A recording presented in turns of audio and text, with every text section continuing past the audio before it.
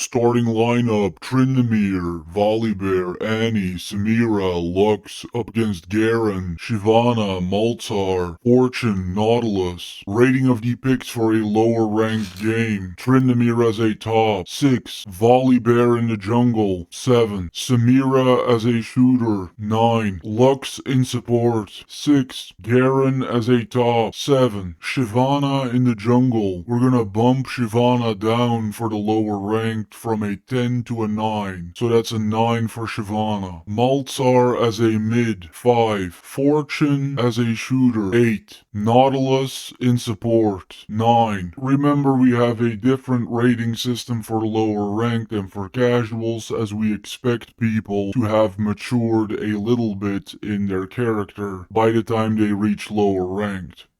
Which, however, may go out of the window when you really look at the stats behind this game, because apparently there are a whole bunch of people who don't learn anything at all, and who get outdone by rookies who have just picked up the game. This matchup, more than anything, was a battle of the carries, as the blind will soon see, when it comes to Samira being superior to Fortune for everything up to the higher levels. At the highest possible level, Samira will clearly fall off, but we are nowhere near the highest level, and Samira can take Fortune's bass.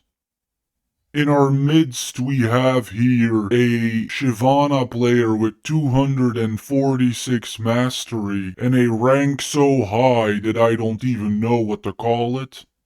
Also in this game, this Aquamarine player from France, depicting himself as a slender man with purple hair, with 107 mastery in Fortune, and telling us everything we need to know about his personal life, by going with this specific theme and skin when it comes to Fortune as a biological male. This matchup will end up being in the top 3 of most valuable lessons that we've had on the channel, because it is fundamentally a video explanation of what the word carry means, where it came from, why it is crucial, and how that frail little flower down in the bottom lane as the attack damage carry can end up maturing and blossoming and growing into the infamous word from the social medias, the quote-unquote carry, which is a word that to many a casual is just purely thrown around as a cult word and doesn't make any real sense. Frequently associated with jinx, you quickly lose any kind of constructive outlook on how it came to pass that the game is structured in terms of power dynamics the way that it is. And we will see this Samira player give us a demonstration. I have also attached the Samira POV to the video file so that nothing is left unsaid and unseen. All the way in the end, a crucial interaction between the mid and the ADC will have to happen, however. And while mechanically great, this was a player who needed a little strategical push. Moving on.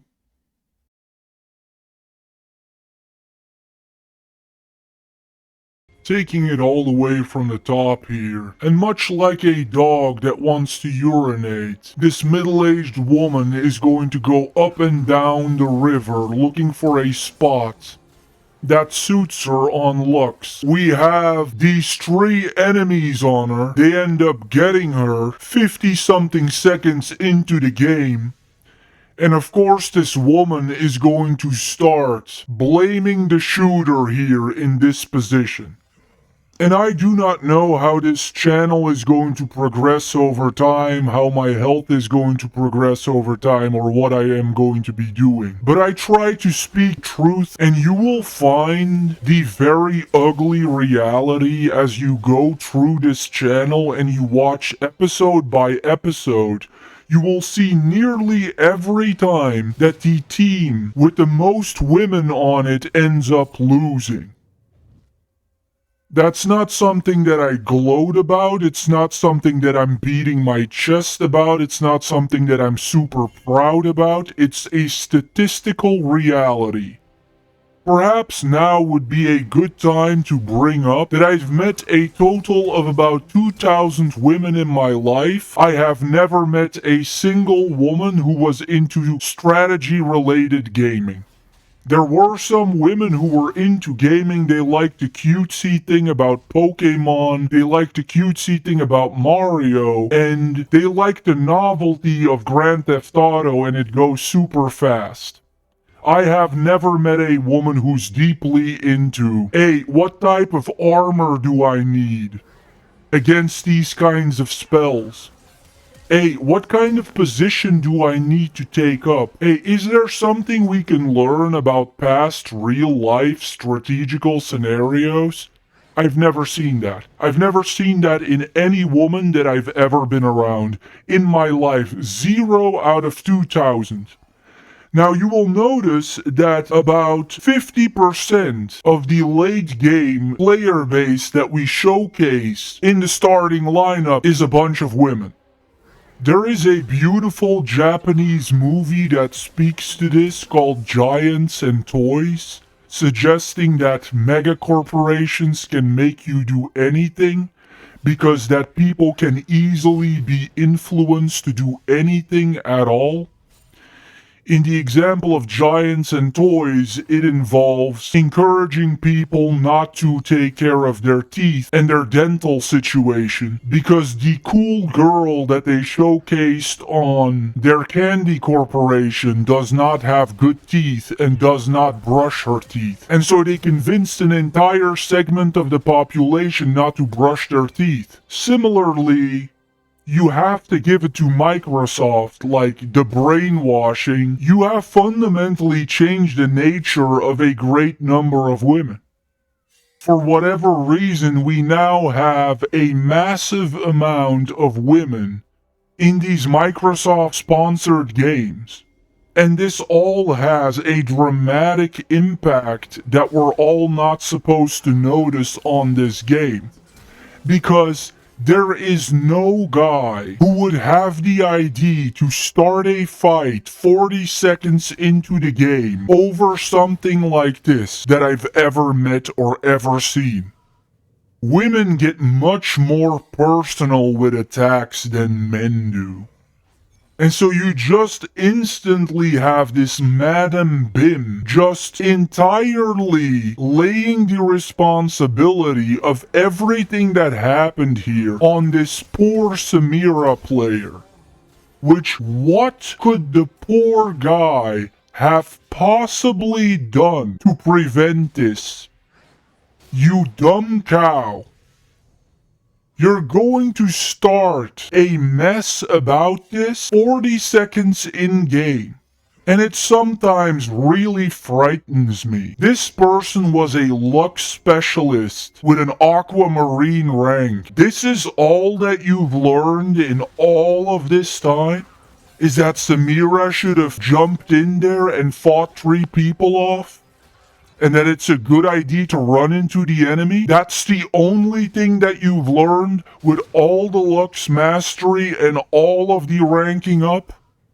For me as an individual, this really rocks my boat, because if you would have told me in advance when I started this up and when I got into League of Legends for the first time, that I would be around the drama and the personal attacks of women every night for as long as I would, then I would have probably changed my mind about it.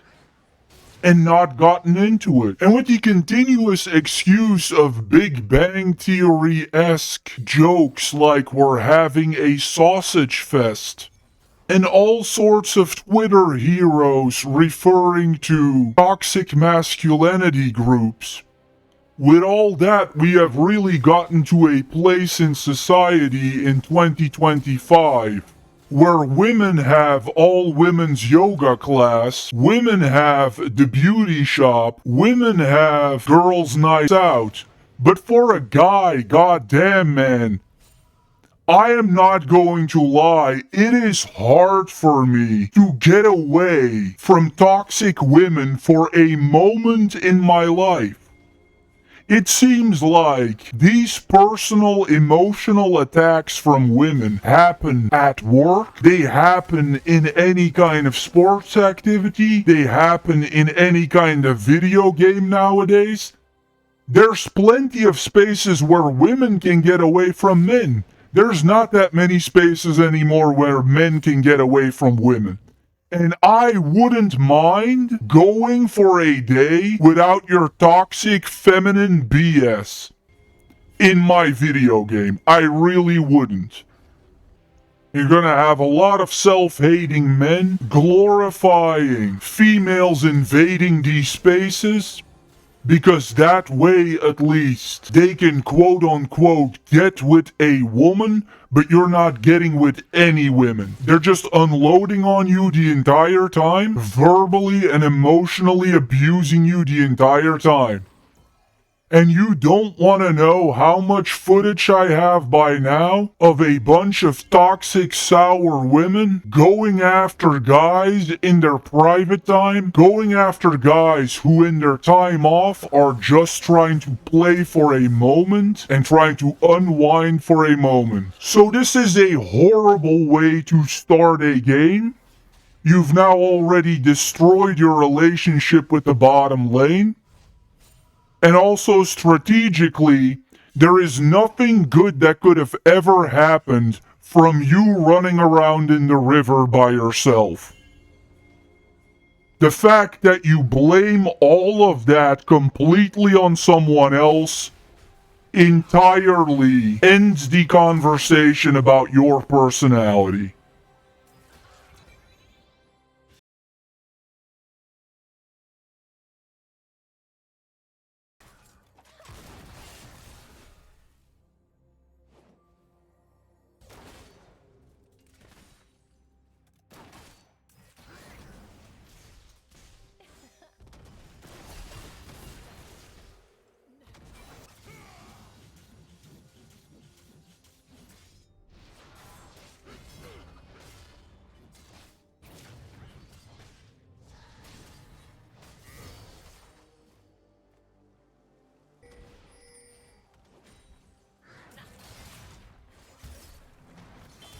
Genius level individuals, whether it's someone like Elon Musk or Albert Einstein, often show quirky traits or exhibit behavior that might seem reckless or even foolish to the majority. The same can be said about League players. Some of the best can appear unpredictable or play against conventional wisdom. Yet these seemingly reckless decisions can often be the key to unlocking their success. In that same way, you have the Samira player just riding it until the wheels are going to fall off. I don't know what is in your mind to hang around there with 3 HP for an eternity. But you definitely swallow the rice ball in one bite. You definitely do not shy away from the fire.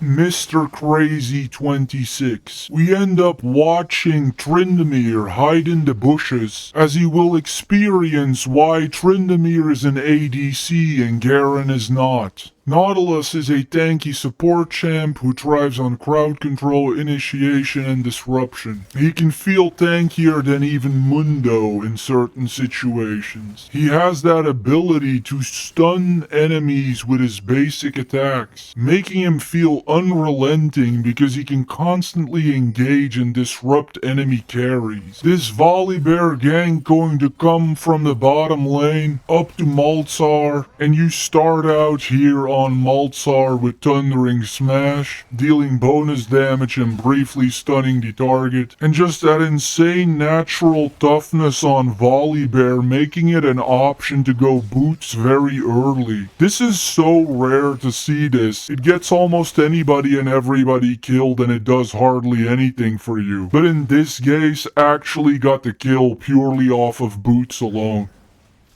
And at level 2, this takes leveraging all of your extra spells as fortune. That's pure experience. You get that illusion that you have 2 shots when you add your first spell to that auto attack, bringing Samira down immediately. But other than that, this fortune is not really going to capitalize on what Nautilus brings to the table during the rest of the game. Nautilus, one of those champs that I'm getting higher and higher on. I'm starting to slowly believe that he is one of the best casual champs in the video game.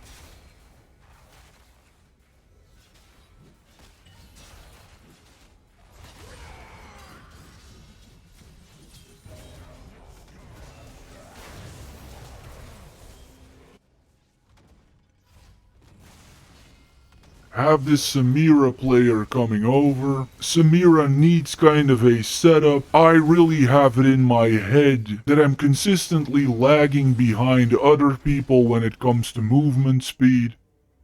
I will already end up getting the Yomu speed burst later in this game. Just cannot provide that stun right now. I'm running after you, but it just doesn't help. In everything, a risk taker takes a strange route back. Malzahar on her with his ultimate. Malzahar, a puppet of ultimate. Essentially an ultimate with a champion attached to it, is what Malzahar is. I end up being able to capitalize on Malzahar's position. I'm finally gonna be able to catch up with him run speed wise, and in a way saved by this Volibear player, who seems to have a very awkward rhythm to his game. This bear just doing so much for me, put him on Garen, and I end up getting credit for the turret kill. That Voidwalker World of Warcraft mechanic, undefeated, the most simple and effective kind of strategy. This Volibear player, idle on the Grubs, and later on will be idle on the Drake. This Tryndamere going to jungle for our team, eventually getting cut up in the process. Admittedly, this Tryndamere is not receiving any help. However, that is a position that he himself has chosen. You're not obligated to play an attack damage carry in the top lane. We know that an attack damage carry like Yone or Jinx needs protection. We know that. You should have picked Aatrox or Jax or Cho'Gath, and you end up paying the price for that, because none of us have any space or room left to protect you. And in this particular game, a lot of the indirect drama that was created came forth from very poor map awareness and very poor rhythm from this Volibear player, who seems to be not a great tinker. This Samira player, very talented, a lot of brain power. This Volibear player, not that much talent, not that much brain power. You have to be given credit, however. Volibear is a very, very, very good champion. Almost the best champion if you're not a great thinker and not a great mind. Very simplistic champion and very forgiving.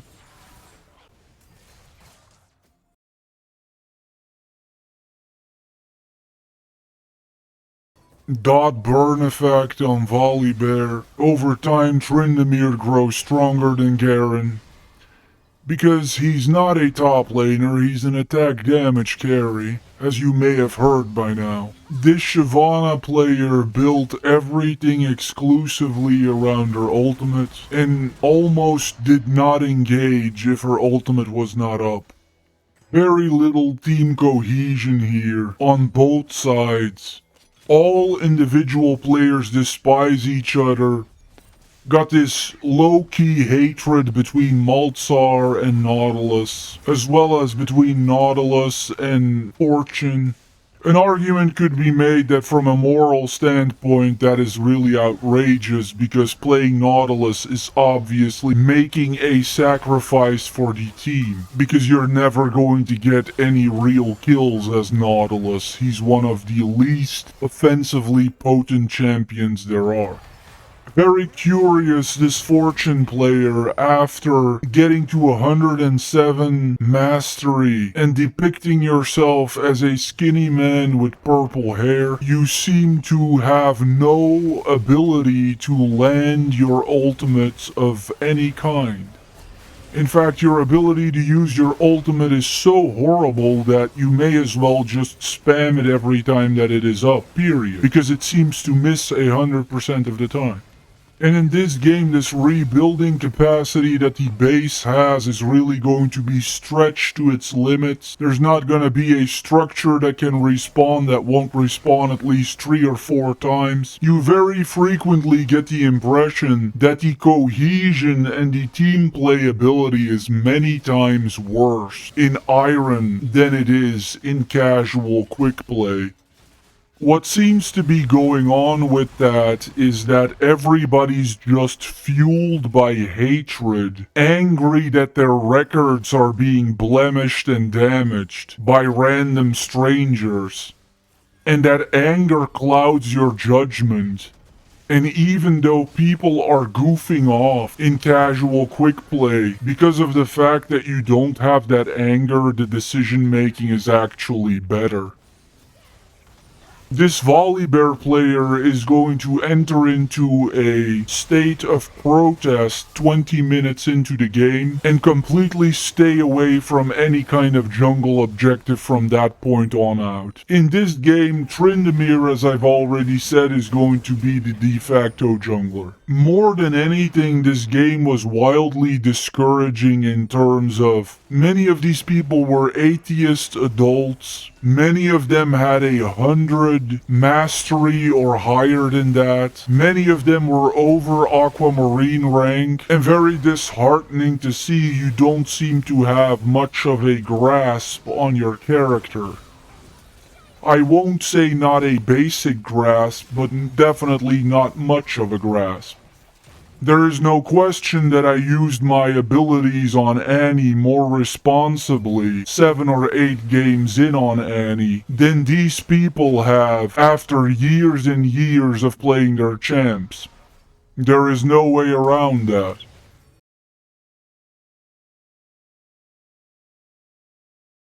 initial cleanup at the base, and I'm going to stay behind to make sure that the enhanced minions from the bottom lane do not hit the core. This really focusing in on Samira, carry versus carry moment, and flourishing. Zap down the enemy carry right away. This Molotov relatively helpless without his ultimate. This Shyvana player probably showcasing exactly why at 246 mastery you're still here.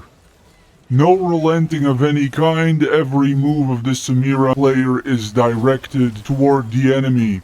This Garen player experiencing the culmination of everything that I've so far said about Garen builds and how he is molested, and you're going to feel if you don't want to learn what happens when you build Garen like Jinx.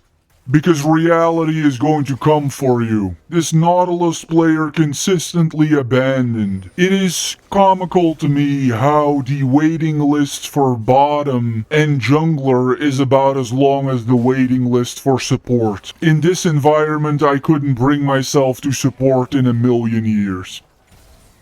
There's no respect whatsoever for the sacrifice that this Nautilus player is making for the team. Samira finally eating a part of that ultimate, probably the only correct usage of bullet time in this game. Shyvana's gonna end up pushing me over because I'm mid-range and not short-range, using Guardian Angel as soon as possible, the hallmark of a biological woman.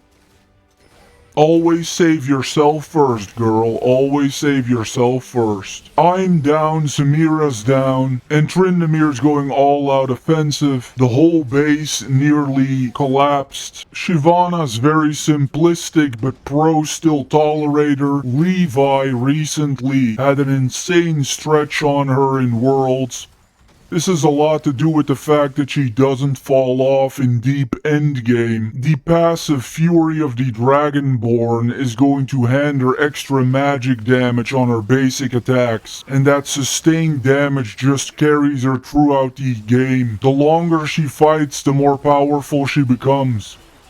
Once that ultimate is up, you turn Shyvana into an incredible frontline tank and initiator, which is the reason why Team Red was able to stay in the game for so long. That Fury in combination with that ultimate makes her extremely potent in the later stages of the game, tanking and dishing out huge AoE damage simultaneously. It's completely inexplicable that you don't see more of her. She's good looking and she's simple, like Warwick. Her entire point is just the same as Warwick. There's no complexity to her whatsoever. But she does get that vibe because you never see her. You think she's way more complex than she actually is. Let's break it up into bits and pieces. Let's have a look at this game. Let's have a look at the individuals in this game. We have this Garen player building Garen like Jinx with a bronze rank and a total of perhaps 60 or 70 games played. When I first started ranked, I thought you had to be in the high silvers to even queue up for it. Perhaps the most depressing story in all of this, and also the most revealing story right off the bat. Meaning that this guy had a good feel for the map, he took himself seriously, but he had a horrible build and an extremely simplistic champion and nearly no real team coordination to speak of. And yet somehow this guy went 16-12 and dominated at stages of the game. On something so simple and facepalm value as Garen. Really saying so much about everybody else in this game, especially this Shyvana, Malzahar, and Fortune player. We have this Shyvana player went 10-10, barely broke even. You have a rank so high that I don't even know what to call it. You definitely started the game angry, and you routinely abandoned all of your teammates. I hope that after 246 mastery you're aware of the fact that Shyvana is primarily a bruiser and a tank. So, by continuously running away from your team and then soloing stuff, you're forcing them to take all of the damage by themselves and leaving them completely exposed. We have this Maltzar player, a disgusting person. He's informed you of that himself. You have very high mastery with Maltzar. You have thousands and thousands and thousands of hours on this game. You're playing in the lowest possible rank. If you're asking me, you seem to have no real understanding of anything that is going on. I think you're not using your spell effects properly. I think you're not using your crowd control properly. And more than anything throughout this game, you have showcased that the best way to describe Maltzar is to say that he is an ultimate with a character attached to it. We have this Fortune player. You have 107 mastery. This game went on for 54 minutes or so. I think you landed bullet time a single time. You ended up going 6 and 12. This game, not exactly overall good news for anyone, because if you have to believe what is going on in this game, nobody's really getting good at anything. Nobody's learned anything at any point from anything. The best players were people who barely had any experience whatsoever. We have this Nautilus player who seemed to be a winning player together with this Garen. And it's much more difficult to expose weakness in a team with picks like this. When you really look at this lineup, Garen is unusually tanky, Shyvana is unusually tanky, Nautilus is unusually tanky. This is really hard to screw up. We were definitely way worse when it came to picks.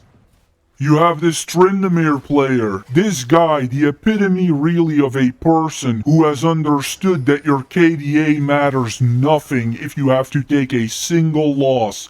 You're literally, in terms of league mechanics, you're better off going 1-5 in every game and winning every single game than going 15-1 and then losing every single game. This is a person who fully understood that, something which I will admit I myself at times forget because of the splintered nature of the community and the disruptive and toxic in-game banter. But if you're going to go that hard, maybe start by not robbing us of a tank in the top lane. Maybe you can start in the champion selection menu. And even if you would do much less for the team, the end result would still end up being better if you had been able to be a tanky presence for this team, so that we didn't have to worry about protecting you every 5 seconds. You have this Volibear player who did an amazing job in the character selection screen. I think on anything other than Tom or Nautilus or Volibear or Warwick, this player would not be able to function. You really need a very simplistic champion in order to make a contribution. And fortunately, that's exactly what you had. Initially, I had the impression that this was a toxic player, but it seemed to be more a person who was just plagued by a complete lack of talent. We then have myself, 9 kills, 8 deaths, 12 assists. That should probably be contrasted with the rest of the champions. Tryndamere went 7 and 15, Volibear went 4 and 11. It would have been impossible for me to function in this game if I could not rely on some of the simplicity of that Warlock system of Annie. If I had to do all this with Akali, my head would explode. I'm pretty sure that if I would have been jungling in this game, I would not have been able to flip the script to the point where I could turn this game around and help out to fundamentally get the win. You really need that mid lane presence if you want to have a severe, significant impact. Then we have Mr. Crazy 26. You picked an unbelievably good League account name, man. That is precisely what you are, Mr. Crazy. Insane mechanical skill, genius level player, also just absolutely burning his bass off half of the time. You have definitely carried this whole team to victory. And it was a very impressive thing to watch that element of what a carry truly is unfold. Because there were times in the early game where I was convinced that you were incapable of making even basic plays happen. You went 30 and 15. Let's hope that I can get close to that level of mechanical skill at some point. Then we have Madam Bin. You went 11 and 3, which in this case, usually I would say it's really good that you avoid dying, but the fact that you went 11 and 3 shows that you've never tried to damage enemy structures, that you've never, even in very deep endgame, ventured out. You definitely would have let the whole team die. You definitely would have lost the game before you would have accepted another death. But you had some decent mechanical skill and you had a lot of energy. Overall, definitely a decent support player. Just cut down on some of that toxic femininity. We will also attach the Samira portion and point of view of this game so you can see this mad genius go to work and dance around with 1 HP in the middle of chaos.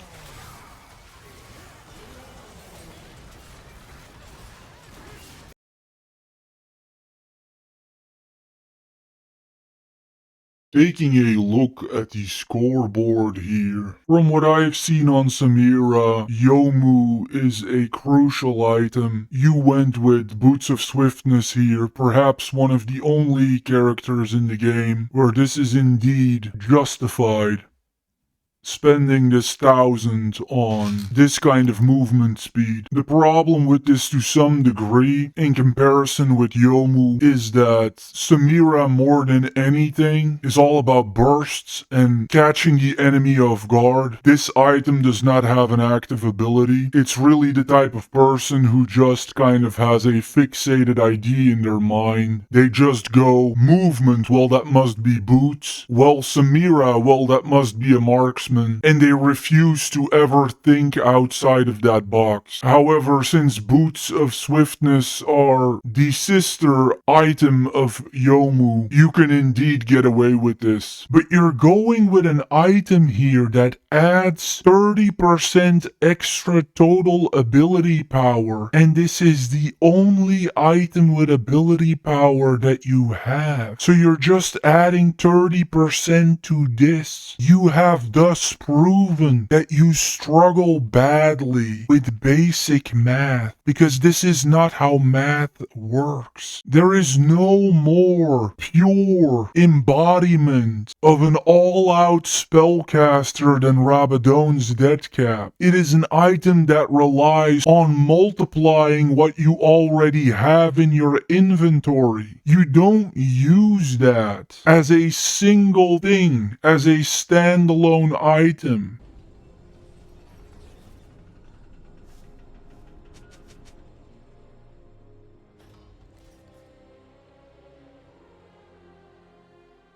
Welcome to Summoner's Rift.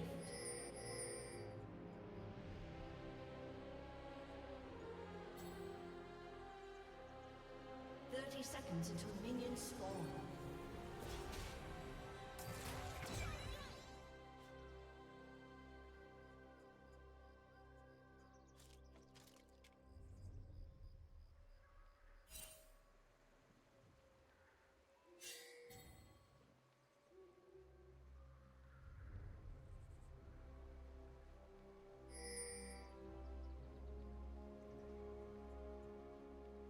Minions have spawned.